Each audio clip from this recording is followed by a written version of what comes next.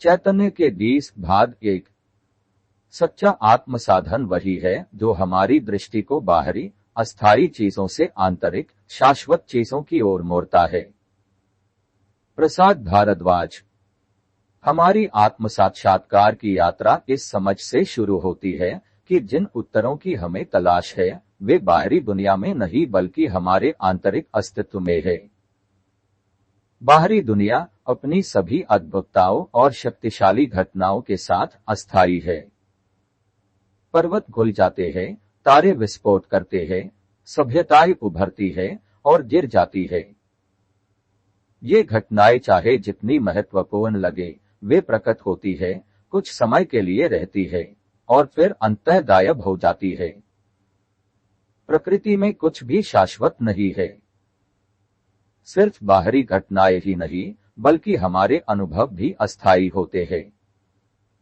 इंद्रियों द्वारा प्राप्त अनुभव, विचार या भावनाएं ये सभी भी अस्थायी है। वे हमारी चेतना में प्रकट होते हैं, कुछ समय के लिए रहते हैं और फिर विलीन हो जाते हैं। यह अस्थिरता सभी सृष्टि का स्वभाव है। उदाहरण के लिए, जो आनंद आपने कल अनुभव किया, जो दर्द आपने पिछले हफ्ते महसूस किया, या आपके बचपन की यादें, ये सभी अस्तित्व में आते हैं और फिर समय के साथ गायब हो जाते हैं। हमारे अनुभव के ये क्षण चाहे कितने भी लंबे क्यों न लगे, वे शाश्वत नहीं होते। वे भी अंततः समाप्त हो जाते हैं। इन लगातार बदलते अनुभवों के बीच केवल एक ही चीज स्थिर रहती है। वह है अस्तित्व की जागरूकता, मैं हूं का ज्ञान। इस अस्तित्व का किसी बाहरी परिस्थिति से कोई संबंध नहीं है। यह वह आधार है जिससे हर अनुभव उत्पन्न होता है और विलीन हो जाता है। यह जागरूकता शाश्वत और अनंत होती है, जीवन के सभी परिवर्तनों की साक्षी के रूप में रहती है। हम शरीर नहीं है, यह वृद्ध होता है और नष्ट हो जाता है। हम मन नहीं है जो हर क्षण बदलता रहता है। हम शुद्ध चेतना है जो सभी अनुभवों की जांच करती है। यह बाहरी परिस्थितियों से किसी भी प्रकार प्रभावित नहीं होती। हमारी चेतना में जो कुछ भी प्रकट होता है उसका अंत होना निश्चित है। यह एक सार्वभौमिक सत्य है। यह सभी आध्यात्मिक परंपराओं में परिलक्षित होता है।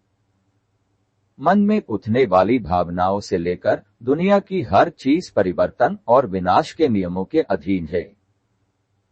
हालांकि यह सत्य केवल उन्हीं को बताया जा सकता है जो इसे सुनने के लिए तैयार होते हैं। बाहरी दुनिया की अस्थिरता या जिसे हम शाश्वत मानते हैं, वह वास्तविकता क्षणिक है। यह स्वीकार करना इतना आसान नहीं होता।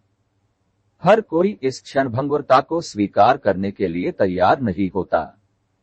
इसे समझने के लिए कुछ परिपक्वता और आत्मनिरीक्षण की आवश्यकता होती है।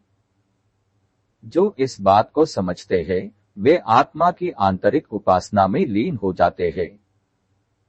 वे शाश्वत की खोज शुरू करते हैं। यह समझना कि मन के सभी अनुभव समाप्त हो जाएंगे, हमें मोह से दूर कर देता है और हमें उन चीजों पर ध्यान केंद्रित करने में मदद करता है जो शाश्वत है। यह समझ शाश्वत आत्मा के अनुभव की ओर हमारा मार्गदर्शन करती है। इस बाहरी दुनिया की अस्थायी प्रकृति में हमें यह महसूस करना चाहिए कि मैं के रूप में जो कुछ भी मौजूद है वह शाश्वत है। इसे आत्मा की चेतना के रूप में पहचाने और इसकी खोज में लग जाए। यह खोज हमें चेतना के शाश्वत अनुभव की ओर ले जाती है। सृष्टि में मौजूद अस्थायीता और इसके पीछे छिपे शाश्वत सत्य को समझने से यह जागरूकता एक सत्य बन जाती है। हम अटल सत्य और उसके मर्म को देख पाते हैं। यह बात हमें बाहरी अस्थायी चीजों से अपनी दृष्टि हटाकर आंतरिक शाश्वत चीजों पर ध्यान केंद्रित करने के महत्व को समझाने का प्रयास करता है। आंतरिक दुनिया में प्रवेश करके और सभी बाहरी चीजों की अस्थायीता को पहचानकर हम अपने आप को आत्मा के शाश्वत अस्तित्व से जोड़ सकते हैं। यह समझ हमें मोह और दुख के चक्र से मुक्ति दिलाती है। यह हमें आंतरिक शांति और स्वतंत्रता प्रदान करती है। मैं हूं का ज्ञान हमारे लिए एक आधार बन जाता है। यह हमें अस्थायी दुनिया में शांति और स्पष्टता प्रदान करता है और अंततः हमें हमारे असली शाश्वत स्वरूप की ओर ले जाता है। प्रिय दिव्य आत्माओं, हमारी आत्मिक यात्रा को चैतन्य 20 भाग 2 की वीडियो से जारी रखें। जय गुरुदेव। सभी दिव्य आत्माओं को शांति और प्रेम का आशीर्वाद। देखने और समझने के लिए धन्यवाद। लाइक करें, सब्सक्राइब करें और अपने प्रियजनों के साथ साझा करें। भविष्य की पोस्टों के लिए बेल आइकन दबाना न भूलें।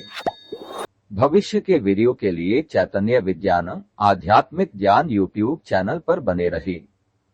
प्रसाद भारद्वाज।